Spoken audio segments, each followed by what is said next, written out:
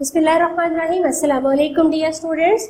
This is Elysium Public School and College Lodhra. I am Mrs. Shazia Asghar teaching you the subject of English class 10th chapter number 7 Little by Little One Walks Far. ये हमने start किया था previous lecture में, हमने इसकी translation पढ़ी है। इस लेक्चर में हम इसके वर्ड मीनिंग्स और सिनोनिम्स पढ़ेंगे और कुछ एक्सरसाइज का पार्ट पढ़ेंगे।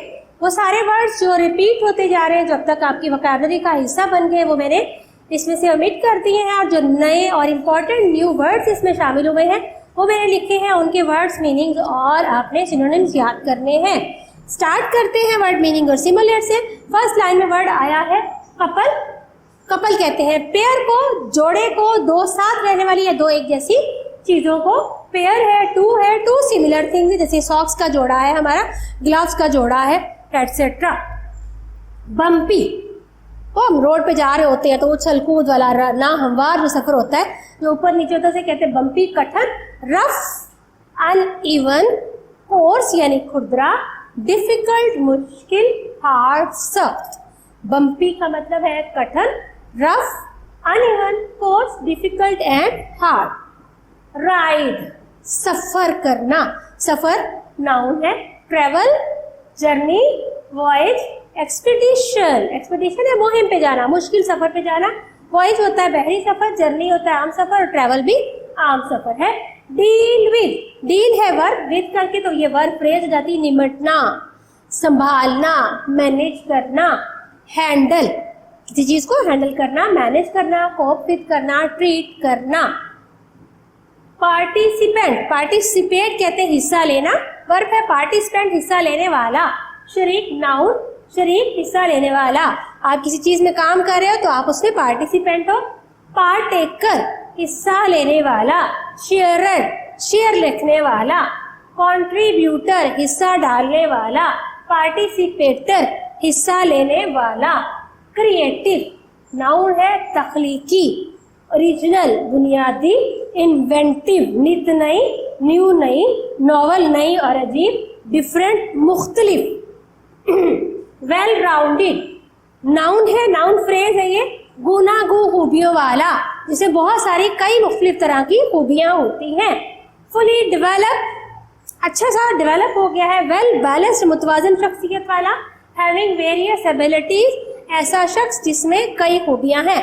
रीडिंग भी अच्छी है, राइटिंग भी अच्छी है, मेमोरी भी अच्छी है, और वो टीचर्स का ओबीडियंट भी है, क्लास का बिहेवियर भी अच्छा है, तो हम कहते हैं। और वो चीज़ों को बड़े अच्छे से मैनेज कर सकता है, क्लास को मैनेज कर सकता है, उसके प्रॉब्लम्स को डील कर सकता है, एटसेट्रा वगैरह वगैरह।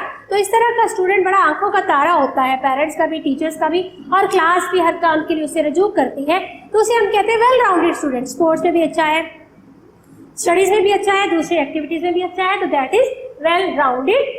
Elementary, elementary school, elementary education, elementary इब्तदाई, बेसिक, प्राइमरी, इंट्रोडक्टरी या किंडर गार्डन। किंडर गार्डन कहते हैं बिल्कुल छोटे छोटे जो स्कूल जाते हैं बच्चे, नए प्ले क्लास में या केजी क्लास के बच्चे, तो इस तरह का स्कूल जो बुनियादी प्राइमरी तक तालीम देता है उसे कहते हैं एलिमेंट्री स्कूल या Kinder garden school. Understanding, understand कहते हैं समझने को, वो वर्ब है, और ये नाउन है। अंडरस्टैंडिंग, अदराक, समझ, सूझबूझ, अकल, शऊर। नॉलेज, इल्म, अवेयरनेस, आगाही, इंफॉर्मेशन, मालूमात। रिस्पॉन्सिबिलिटी, हमारी जिम्मेदारी है, जो दूसरे का राइट है, दूसरे का हमारे ऊपर हक है, ये हमारी जिम्मेदारी है, उसको कहते हैं रिस्पॉन्सिबिलिटी। लायबिलिटी है, टास्क है या ड्यूटी है, that is the synonym of responsibility. Financially, हमें आपको इतना नहीं पता होगा फाइनेंस किसको कहते हैं, जो कमा के लाते हैं और जो खर्च करते हैं उन्हें फाइनेंस का पता है। फाइनेंशियली का मतलब है रुपए पैसे के मुतल्लिक। आपको अपनी ज़रूरियात पूरे करने के लिए पैसे चाहिए, पैसे कमा के लाए जाते हैं और फिर पैसों को खर्च किया जाता है अपने हिसाब से, दैट इज कॉल्ड फाइनेंशियली। माली तौर पर, मनी वाइज, रकम के लिहाज, मॉनिटरीली, रकम के लिहाज से, इकोनॉमिकली, मुआशी लिहाज से। मैच्योर, हम आपको कहते हैं ना कि you are grown up now, you are mature now. उम्र के हिसाब से आप जैसे जैसे बड़े होते जाते हो, आप मैच्योर हो जाते हो, ज़्यादा सूझबूझ रखते हो, ज़्यादा बाशऊर हो जाते हो, उसे कहते हैं मैच्योर, समझदार। ग्रोन अप, बड़ा हो चुका है, डर जवान हो चुका, सेंसिबल, समझदार हो गया। वाइज, अक्लमंद हो जाना। Look forward to, look for, look का मतलब ये वर्क है, वर्ब है देखना, लुक फॉरवर्ड टू ये वर्ब फ्रेज है, मुंतजिर होना, किसी चीज का इंतजार करना। एंटिसिपेट अंदाजा लगाना, वेट फॉर इंतजार करना, लॉन्ग फॉर ख्वाहिश करना, होप फॉर उम्मीद रखना। एक्सेल बढ़ जाना, बढ़तरी ले जाना, जैसे आप क्लास में सबसे ज्यादा नंबर ले जाते हो तो आप कहते हैं कि this student has excelled in education. बढ़तरी ले जाना, सबकत ले जाना, दूसरों को पीछे छोड़ के खुद आगे बढ़ जाना। सरपास आगे बढ़ना, आउटशाइन चमकना, आउट क्लास सबसे आला काम करना, बी बेटर देन दूसरों से बेहतर होना। आउटलुक सोच, फिक्र, अंदाज। व्यू नजरिया, व्यू पॉइंट नजरिया, नुक्ता नजर, एटीट्यूड रवैया। फ्रेम ऑफ माइंड जहनी फ्रेम। डिटरमेंट ठान लेना, अज़्म कर लेना, जब आप पुख्ता अज़्म कर लेते हो कुछ हासिल करने का हम कहते हैं वी आर डिटरमेंट। रेजोल्यूट फिर स्टीडफास्ट अनजील्डिंग ना झुकने वाला, स्टीडफास्ट मुस्तकिल, फिर मजबूत, रेजोल्यूट पुख्ता अज़म वाला। लैंड, लैंड वैसे तो नाउन है, जमीन को लैंड कहते हैं, लेकिन आपका एरोप्लेन भी लैंड करता है तो वर्ब के लिहाज से होता है किसी जगह उतरना। अलाइट उतरना, किसी जगह नीचे उतरना। अराइव पहुंचना, रीच पहुंचना। मेक लैंडिंग जैसे एरोप्लेन है, हेलीकॉप्टर है, वो लैंडिंग करता है स्पेस जगह पे तो उसे कहते हैं मेक लैंडिंग। ये तो थे वर्ड मीनिंग्स और सिनोनिम्स, ये आपने याद करने हैं। एक्सरसाइज की तरफ आते हैं तो सबसे पहले आपकी बुक के अंदर जो फ्रेजेस दी गई हैं आपसे कहा गया कि इस फ्रेज को समझे और इसको इजी इंग्लिश में लिखें। सिंपल सी है लॉन्ग बम्पी राइड, जिसका मतलब होता है तवील कठिन सफर, तो आप इसको लिख सकते हैं लॉन्ग डिफिकल्ट जर्नी। इसी फ्रेज को बम्पी राइड की बजाय आप लॉन्ग डिफिकल्ट जर्नी कह सकते हो।